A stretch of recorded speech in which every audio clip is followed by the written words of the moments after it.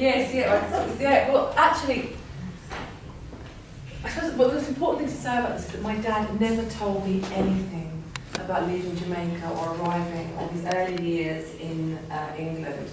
So I knew nothing at all. And so anything that he might have told me, he lost when he died when I was 21. And then some years after that, I found this notebook. But before I found the notebook, I'd done a course called Black History Through the Archive, hoping that this course would sort of bring my dad back to me in some ways, be able to find out about him. And we did lots of research in the National Archives, but at that time I didn't know the name of the ship, I didn't know what year, and so I couldn't find anything. Then I found the notebook. My mum phoned me up and said, well, guess what I found? Your dad seems to have left a notebook about this. You know, it was like that, a moment like that. And in that notebook was the name Ormonde. Well, by the time I looked for the Ormonde again, probably 6 or 7 years ago, the National Archives had digitalised all the incoming passenger lists into the UK. And so I wasn't at the National Archives when I saw his name. I was just sat at home on the internet, you know, sort of going between Facebook and there my dad's name was listed on the passenger list. Travelling in cabin class, age 22, listing his occupation as clerk, which I think was probably even then liberal with the truth. I think poker player might have been a better description. And like many of the men that were travelling in cabin class, he had listed the Colonial Servicemen's Club on Wimpole Street as his destination, because that you had to give an address. If you didn't have an address, that was where you thought, or the YMCA. And so yes, it was really sort of, I suppose it's a bit like, oh, you were there, if that makes sense. That is true thing. It's the first evidence I've ever seen. Concretizing. Exactly. And all of a sudden, I could see him stepping on. As I say in the introduction, I could see him leaving, and I could see him arriving. And yeah, it's a while ago now. So, Mike Phillips, you were born Ghana, but you travelled as a young boy here. Can you, for the audience today, can you conjure that time? Can you give a sense of what it was like to leave and to arrive? Well, you know, it's fascinating listening to Hannah, because it's not simply that she comes from a different generation, but actually the things that my generation and the ones above thought about their experience were quite different. You know, I mean, for instance, I came on a boat, but I don't remember the name. And I've never been... Have you tried to find the name? No, never been interested. You know, and when she says her father never told her about these things when he came and so on and so forth, it's logical for me, because it's just like part of your experience. Now, what's interesting is listening to Hannah turning that experience into history, and that's sort of extraordinary. I mean, if I talk to Lawrence Scott, we don't talk about history, or if we talk, we talk about, you know, a personal experience, you know, part of your life, rather than something that fits into a context. So there's a sense in which this book was sort of strange to me and interesting, because it was history, in a way that actually Windrush isn't history, it's to do with guys that we talk to. And when your father came on the Ormonde, the guidance price for the pass was £48. He paid £28. Yes, yeah, he paid $28. Well, that's what he said in this notebook. But of course, you know, these things that get written down and then become the gospel truth. I've no idea how much my dad paid. He remembered when he was writing this notebook. And I'll tell you how we dated the notebook, is because my mum, on a blank page in it, she used to always leave a note for my dad in the morning, like instructions what to do for the day while he was at home. And in this notebook it says, Ralph, don't forget the children. Obviously, he was meant to pick us up from somewhere. So it must have been in like the 80s that he was writing it. So it's 40 years since he's made that journey. So whether he knew $28 or $48 Jamaican, I don't know. But I always think it's so amazing that he wrote, Mum wrote, don't forget to meet the children. Because in a much more sort of profound way, I sort of did meet my dad in that notebook, so. But you make it sound as if it's some kind of everyday occurrence. It must have been a huge event for you. Oh, of course. Because in Windrush, you quote this lovely story at the beginning about the idea of the suitcase. The heavy suitcases being carried by people traipsing around London trying to find somewhere to stay. And that's kind of a metaphor for the temporary state that people must have felt when they arrived. Oh, that's correct. I seem to remember sitting at a window in a hotel in Amsterdam and seeing a black woman with a little child and a suitcase walking along, and it was so familiar because a suitcase was a constant companion of all of us, and that stood for me as a way of understanding what was happening. But it's not. It's hard to describe the sense in which the way in which you think about those things. Yeah. Because for me, the metaphor of the suitcase contains any number of feelings. Yeah. It's about the feelings, how you feel. And I don't have any sense outside of that really what it means. Yeah, sure. I can tell you what I think it might mean, but it's hard to communicate what I feel when I see that metaphor. Now you famously in 1998 put this television series together with the book Windrush. But before we get to Windrush, have you ever heard of Ormonde? I had heard of Ormonde, but I didn't know anything about it. It's just that, as I said, I came on a boat whose name I've forgotten. And none of the people in my generation, none of the activists and so on and so forth, thought about that journey or those boats as something deeply significant. You thought, oh, it's a boat, for God's sake. You get on it and you get over again. What was much more important to people was the life they were leading once they got here, rather than the journey.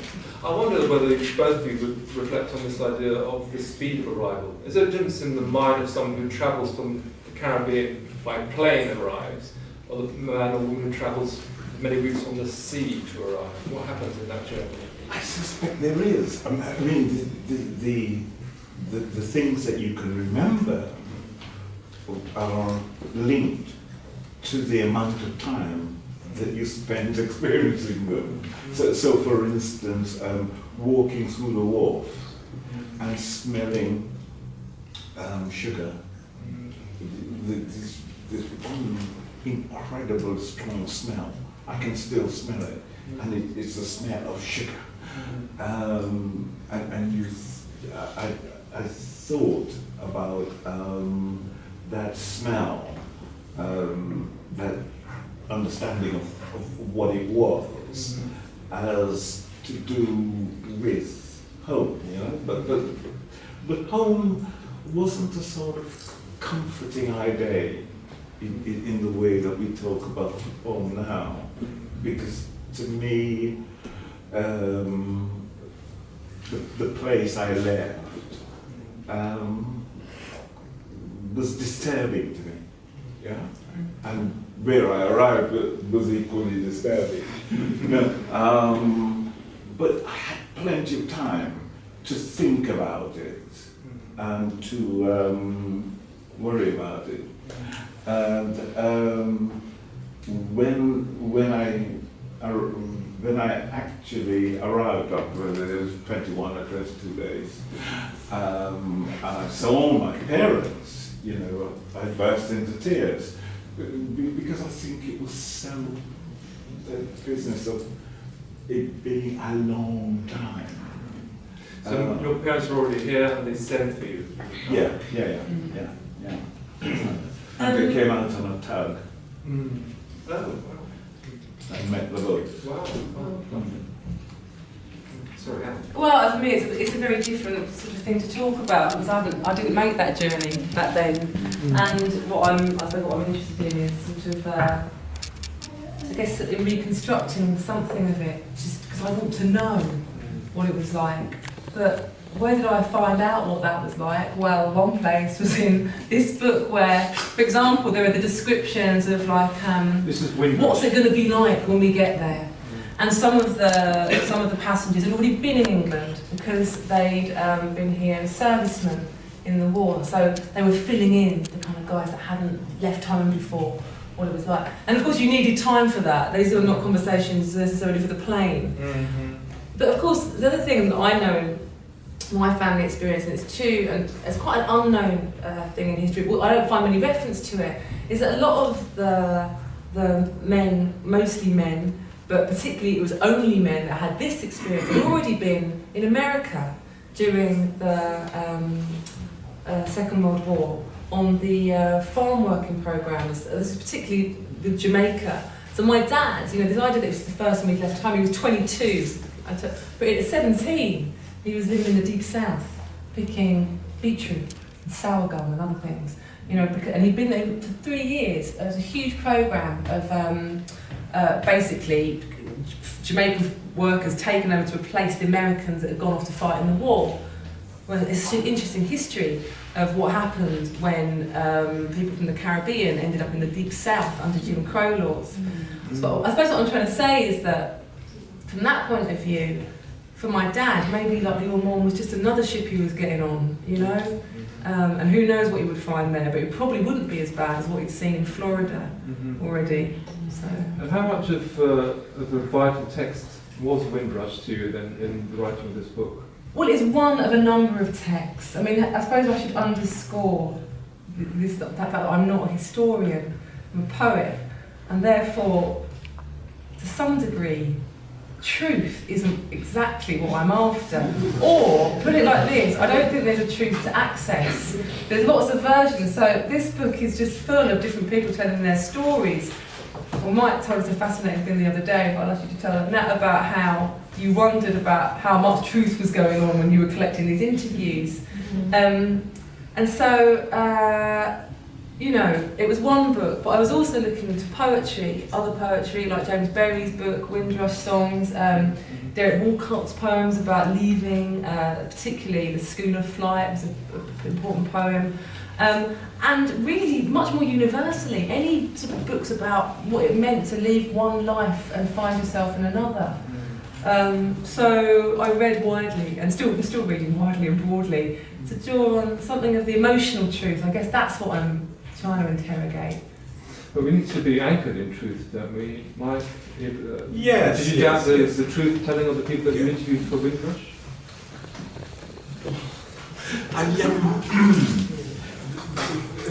The thing is that people forget, quite literally, what happened, and they remember things that they put together after a while. So that, for instance, the story I told you was about Powell, yeah, and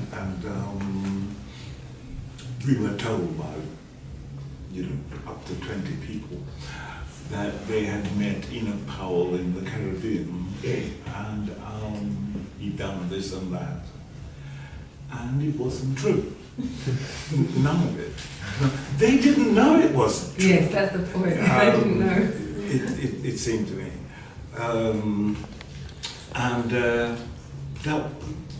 That is where the business of not caring about truth becomes dangerous. Yes, because you can invent things that are logical, but simply aren't true. It's said in Jamaica that the laws are written in pencil so that you can rub them out. Rather dangerous. Well, that's a really interesting idea, though, in terms of poetry. We were talking about this in the workshop earlier, in that the poems that I've written, perhaps more in Chick than in Ormonde, but my own memory of things, particularly with my relationship with my dad. When you spent so long kind of with your pen, you're sort of working more like a sort of needle, it's stitching. You're sort of, especially if you're working in poetic form, you're trying to find a rhyme for this particular. You're not something that rhymes with lamp, so you're going to twist the truth to find a rhyme. And so you're working, and then you're reading it to people, and it becomes like that becomes the truth, or more like I can't remember then what the truth was before, or some of those things. Then I can't quite hold it all together in my head. And then once you start telling these stories, if you see that people get a pleasure in a certain anecdote or poem, so keep telling it. And then, probably digging myself a hole here. I am concerned with the truth, but I wonder how much truth there is, like in terms of like primary sources, like how much I can find.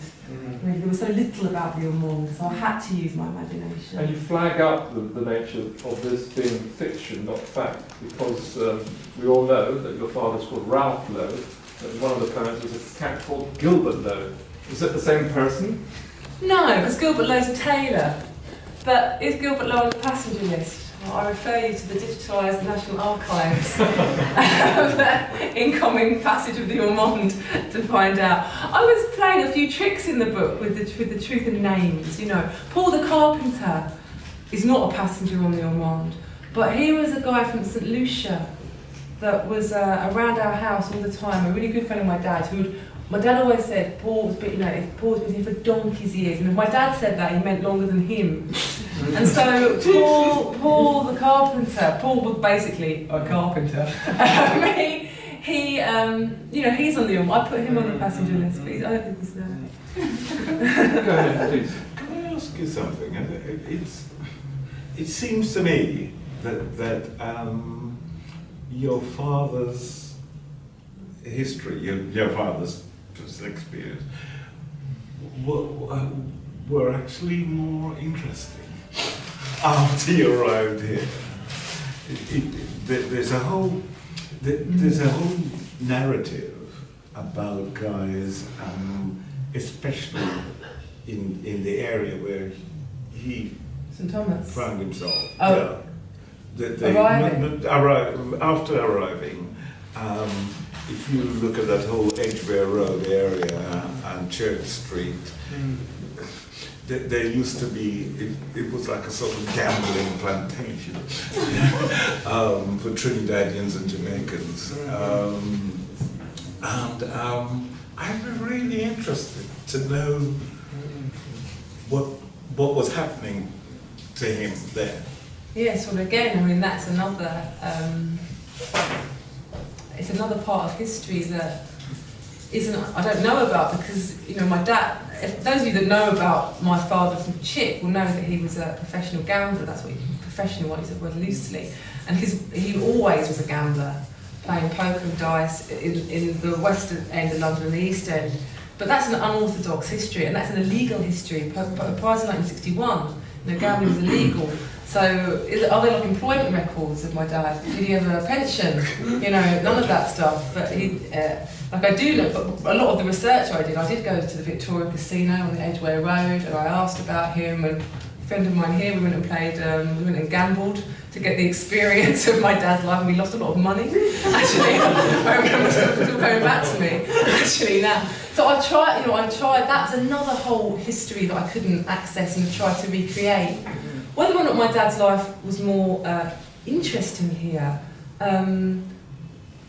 I don't know. It was probably certainly it was in some ways more financially stable, even though his occupation was dangerous.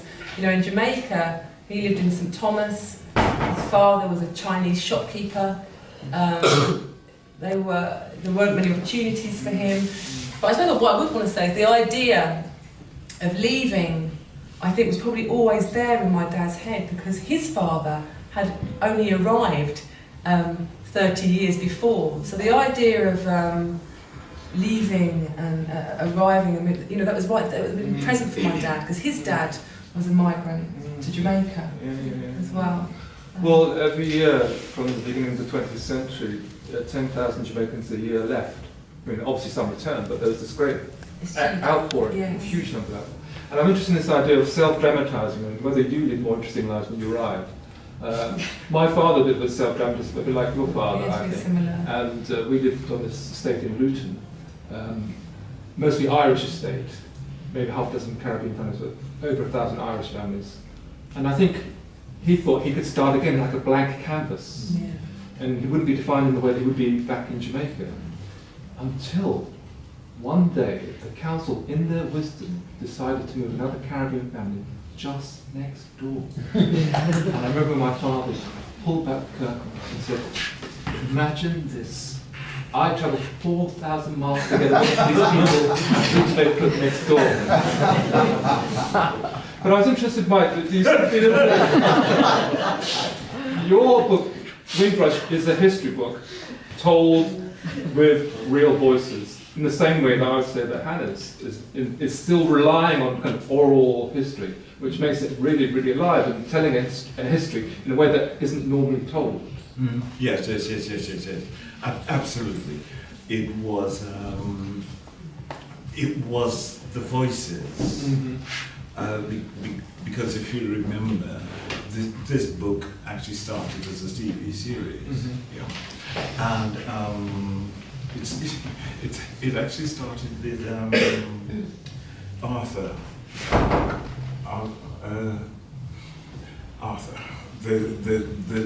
the guy who I forget his second name, and I was Windrush Foundation. Windrush Foundation. That's right. He's here. Yeah, I know. Oh, the Tory. Come in a minute. How are you, man? No, that's not. I'm listening. This is the guy. Who's the guy? Who started it? Yeah, because I was a writing resident at the Royal Festival Hall, and one night, it was a rainy night, as I remember. They said there's somebody for me downstairs, and I came down, and there was Arthur. And Arthur said, "You're very passionate. Did you know? Did you know that it's the anniversary of the Windrush?" And I said, "What's that?" And he told me. It all blew up. But when I suppose I always think of Arthur when I think of the start of this, because in a way he shaped our whole approach to it. It wasn't. I wasn't thinking, that we worked together. That isn't it. It was the way he saw it. Yeah. And as I was saying earlier on, we didn't think of it as history. We thought of it as representing these guys that we knew, and the women too, And in fact, there's a lot of poetry in that book, coming from the voices of people. And I remember, what was it? Somebody like Rose Howells talking about living in Notting Hill and having a basement flat, and she said they didn't have a bathroom, so she and her husband used to fill up a bucket of water and pour it over themselves outside the door. And you know, I can just see, you know, you talk to a woman who's 65 or 70 or whatever, and they tell you a story like that. It has a powerful effect, a meaning, yeah? And I suppose it's one of those things that sort of disappears when the story becomes history. Yeah, the sense of individual, personal poetry and passion and such like sort of disappears. Yes, which is what. Hats off to Arthur, by the way, everybody. Thank you. Sam King. You should have read Sam King's book, because that is far more. Climbing up the rough side of the mountain. Okay, fine. Because I mean, he's the one. He's the Windrush man. I wasn't there. But by the way, can I introduce Alan Wilmot? He was on the ship, the Alamanzura. Right, and he came in November or December 1947. December. Yeah, December. Yeah. So in a sense, you know, he's of that generation, and he took part. I've been sitting here listening. All what's happening now, I'm on top of that. Yes. Because I left Jamaica in 1941. I think I'm the oldest one in this room. I'm into my 90s now. Yes. But I saw it all happen. So lucky to I saw it all happen. I remember walking around Brixton looking for another black face. Yes, this was 1947. Yes. 1947. December 1947. And people say, how old are you? No, but I can remember that. Yeah, amazing. You managed to not write history, I don't think. You're giving voice to the voiceless. Can you talk about the importance of that statement, giving voice to the voiceless, and how you conjure these voices? It sounds quite lofty, Colin. It's got quite a grandiose sort of claim, isn't it, to say that I've given voice to the voiceless. Well, I think you have. I think there's a couple of things I would say is that you know, one of the kind of the origins of my desire to write about my dad comes from is the sense that he didn't have a voice, and being a sort of a kind of very intelligent but forced to leave school when he was very young, and a gambling man, he was very marginalised, and I'm incredibly lucky. I have a very different life from him.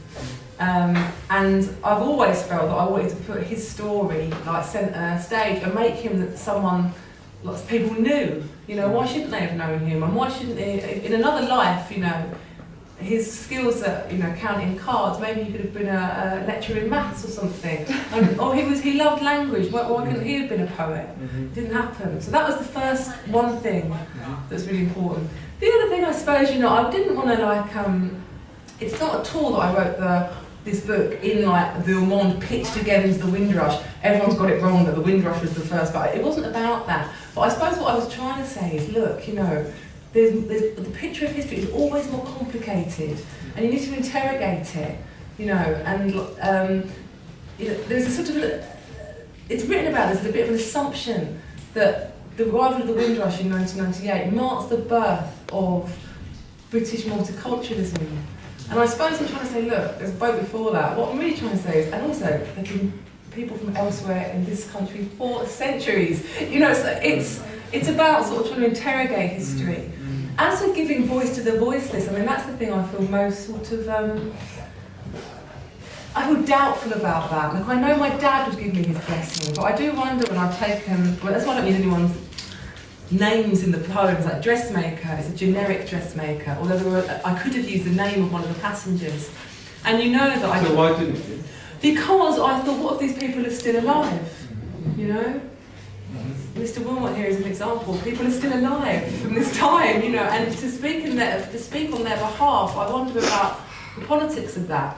So one of the things I did was, after I'd written in the voices of people from the passenger list, because I had to give a destination address, I sent postcards to those addresses, thinking just in case, I'll send you a postcard and tell you what I'm doing and see if I can get your blessing. Yeah, so they reproduce that. And so, yeah, that's one of the postcards I sent. So the 9-year-old schoolboy, who I was pretty sure might still be alive, his destination address was 27 Bitten Street in Liverpool, which he mentions in the poem. I say that his mum had sewed it into his shirts. So I sent this postcard to 27 Bitten Street, Liverpool, no postcode. And I said, you know, if so-and-so is still alive, I wonder if you might get in touch. You know, and I'll tell you why. And then I got this one is the return saying no such address. You know, so that was the most common experience. Although I did hear from 2 of the children of the distressed British seamen, but I tell you, once I heard from them, I was like, I don't want to tell you why. One woman said, I had no idea my father was a distressed British seaman. And I was like, yeah, I probably shouldn't have written, actually. I'm not going to suggest anything more about why. They might have been. Now, they might be delighted by that revelation. They might be, they may well be, I know. But, you know, these are people's lives, you know, these are real people, and so I had to be careful. I tried to be careful. And of course, I still wrote the book, so... You mentioned... You've given us a sense that you don't feel entitled to write in their voice. Is that what you're saying? Well, I suppose I'm trying to anticipate questions that I wonder people ask, what people might think about me because of the way I look. You know, I don't look. I'm not easily identifiable as being black or mixed race. And I suppose there's always this idea of like how could I speak for speaking for someone else? And of course I've always been treated as, you know, much of my life as being sort of one thing, while often feeling another. And I suppose really my identity in terms of a mixed race person is reconciled through writing. That's where I've been able to claim another identity, really. But I'm still aware that people might think, what's she talking about us for? You know? I guess that's Mike, it. we can't offer any immediate therapy for Hannah. Yeah. There's a couch and can we release her anxiety, Mike? there was a sort of ambiguity about the passengers on the Windrush, you know? There were, one of the things we found was that there were 60 Polish women on the Windrush who were never mentioned at all. Yeah. We just have this fact that there were 60 Polish women who'd come through. Where the hell did they come from, Arthur? Well, they were coming from Mexico, where they were they were just like refugees. But then they were coming to people whom they may well have known in the UK, because there were lots of Polish people here. Coming over as refugees. So looking at over 100,000 Polish people were already here. European displaced persons, yeah, I mean there were lots of them in the last one. Yeah, people don't know that. But there's, as I said, there's no mention of them. And we don't think of them as part of the story, you know, but there it is. Yeah, well, maybe you'll inspire some person of Polish ancestry to do the same. Yeah, come forward and talk about it. Can we talk a bit about the language that you've managed to inform your book with? How you, the way that, for instance, you wanted in some way to convey Pathé news. So can you talk a little bit about how you've done that? Well, yes, if anyone's ever seen the Pathé newsreel of the Windrush arrival, where they interview Lord Kitchener, and the guy is so posh he can nearly not talk, you know. And so, and it's so kind of like overbearing and sort of superimposed, and all the interviews with the passengers are so rehearsed. And so part of me wanted to sort of adopt this instructing voice. When I say rewind the Windrush, I mean it to be like the voice of a newsreel presenter saying, actually, just stand over here, rewind the Windrush. I also wanted it to be a little bit like the voice of a ship's captain, you know, raise the anchor, let her sail. I had all those different things in mind. What else do I say about the language? That I suppose because my dad could still recite the poetry that he'd learned in the kind of colonial classrooms of the Caribbean, He could recite Kipling, Wordsworth, off by heart. He's learned poetry by rote. And he used to laugh about, why I was reading these poems that had no bearing to my life or existence. I've no idea, but I can still recite them beautifully for you. And I thought, well, why not write in sort of iambic couplets and talk about these lives? Why not use the form? So rather than that phrase, Audre Lorde's phrase, you cannot dismantle the master's house with these tools, I thought you can use his tools and talk about your own life. And there was also a sort of smattering of sort of black vernacular English, if you want to call it, or Caribbean inflection in there as well. But again, it was difficult because there's obviously a sort of disparity probably between how I talk and write and how these people would. And I guess that's another indicator of how the book isn't the authentic voice of these people. It's me. What did you think, Mike?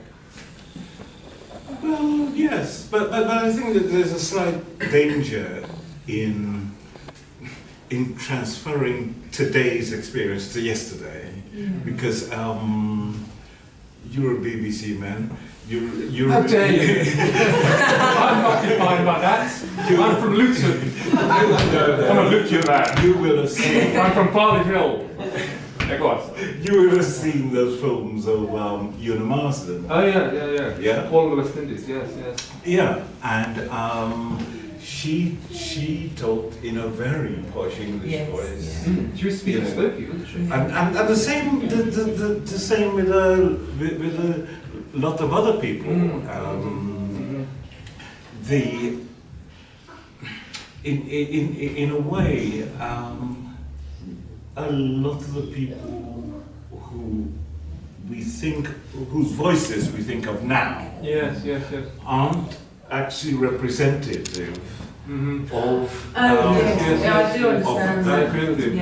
I'll tell you a little funny story about that. Yeah. So I wrote a book about Marcus Garvey, and Marcus Garvey was obsessed with elocution lessons. He took elocution lessons because he didn't want to sound like he's from the country. He wanted to sound like he's from the big city.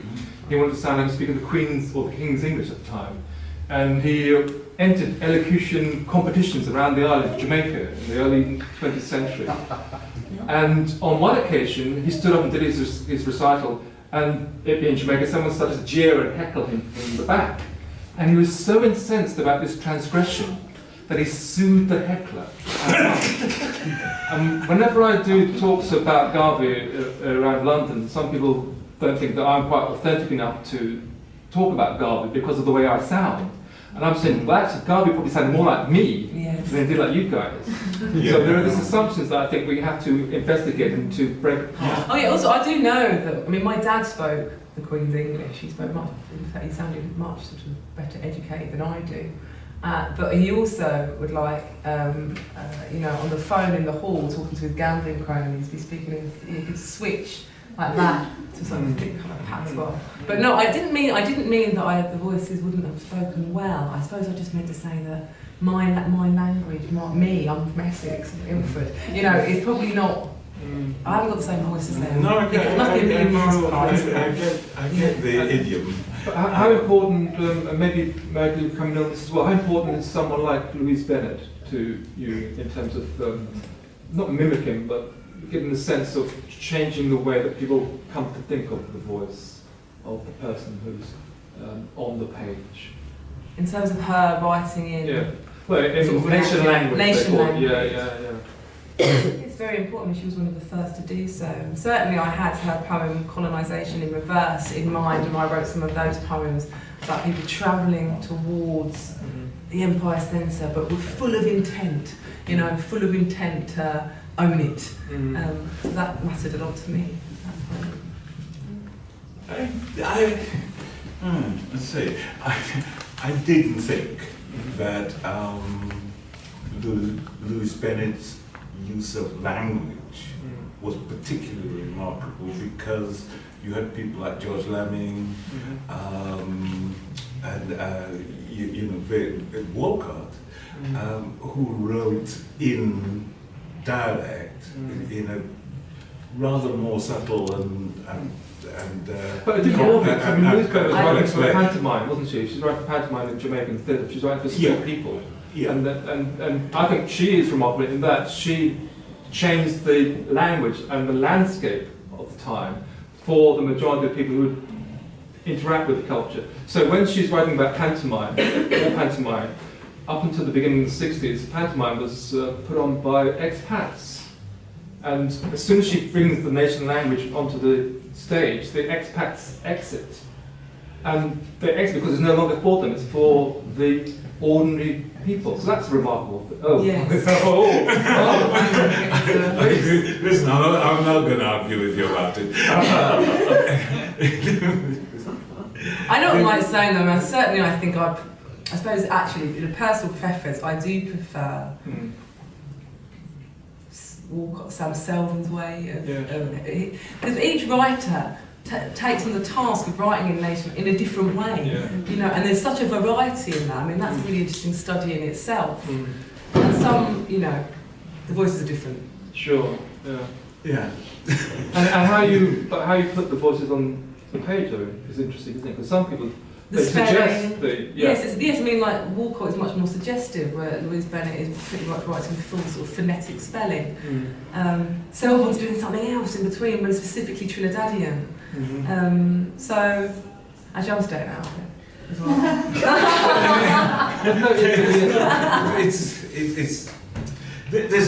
There's a whole difference. You're right. Writers use language in different ways.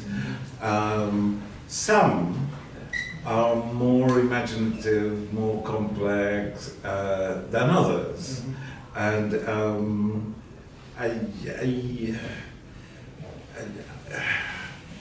I remember sitting in I forget where it was, Halfway Tree or something in Kingston. At 1 o'clock in the morning, and you know, it was very common Jamaican thing at the time that this was a concert that was supposed to start at 10 o'clock, and it was Jacob Miller. Oh yeah. Yeah. And at 1 o'clock it still hadn't started yet, and. I remember thinking about the performances that were going on, because people kept popping up on the stage and doing something, yeah, and a lot of the language was not the sort of language that people used, but the sort of language that Louise Bennett used. And it's, we would have to talk in detail. I would have to show you. But there's yes, you're right about her writing down the sort of language they use on the stage, but that wasn't the language that people used. It was a language that people used on the stage.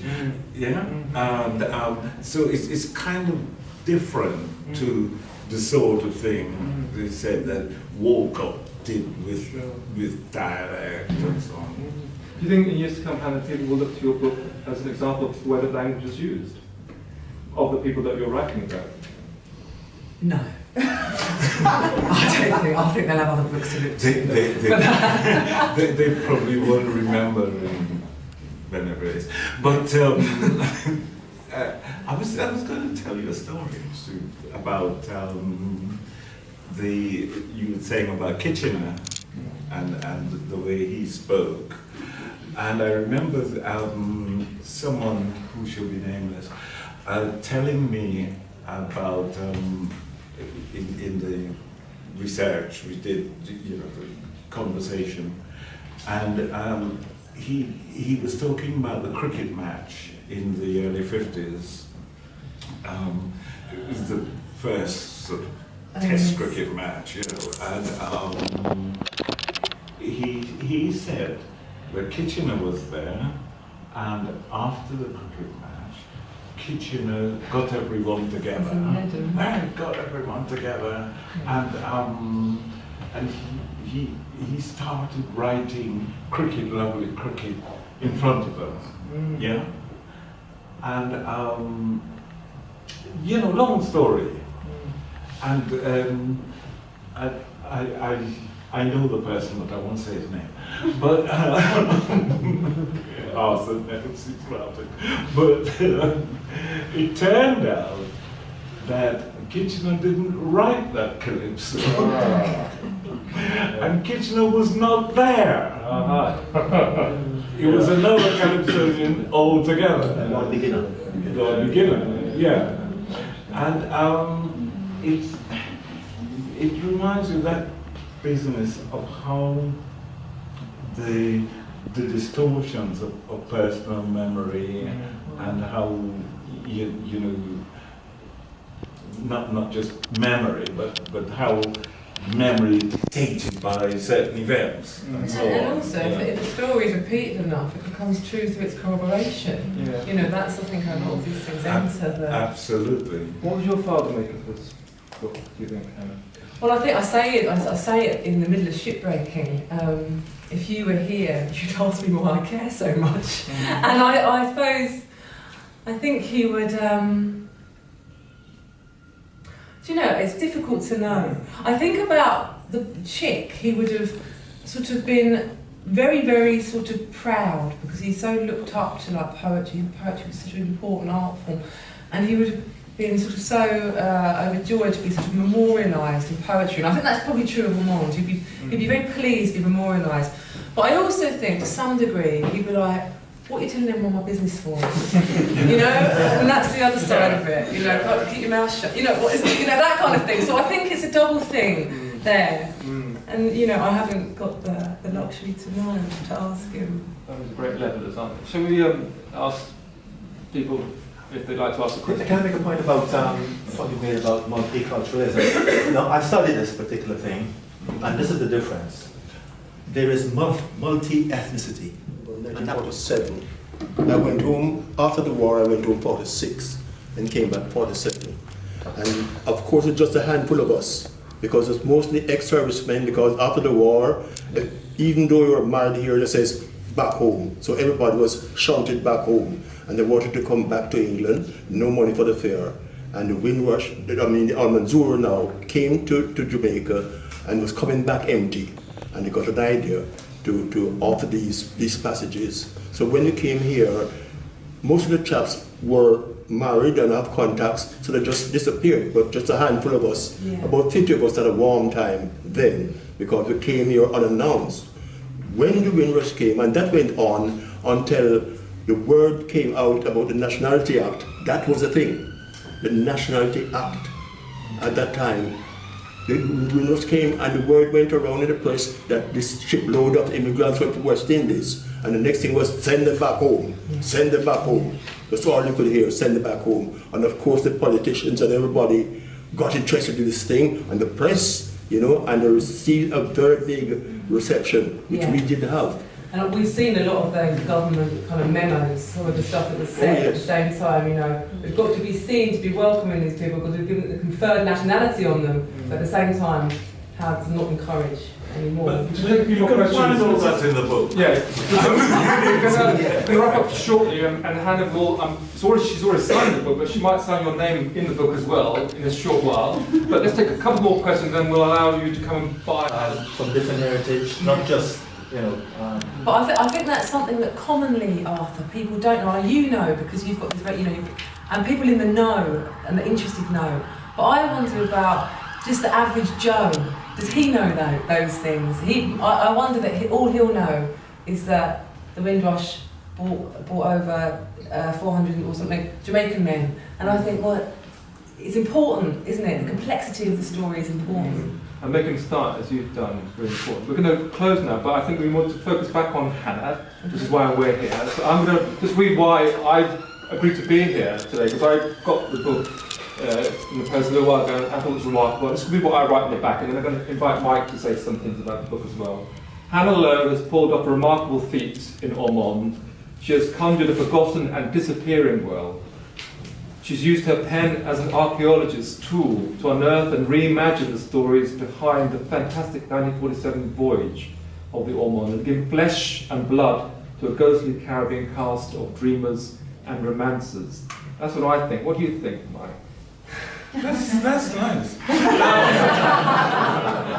No, yes,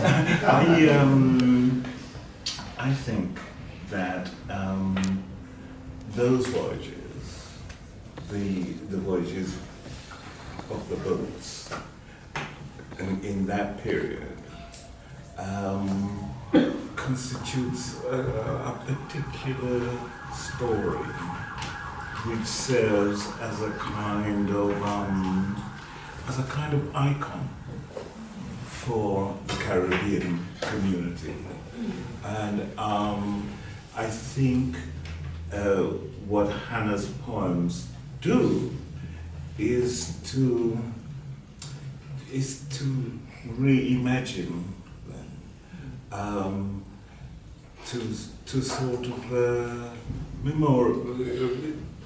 create a memorial that we can look at and that we can understand the origins of our particular epic by reading, and I think in that sense they'll be around for a long time, not just because Hannah's a terrific poet, but because they speak to the narrative of us.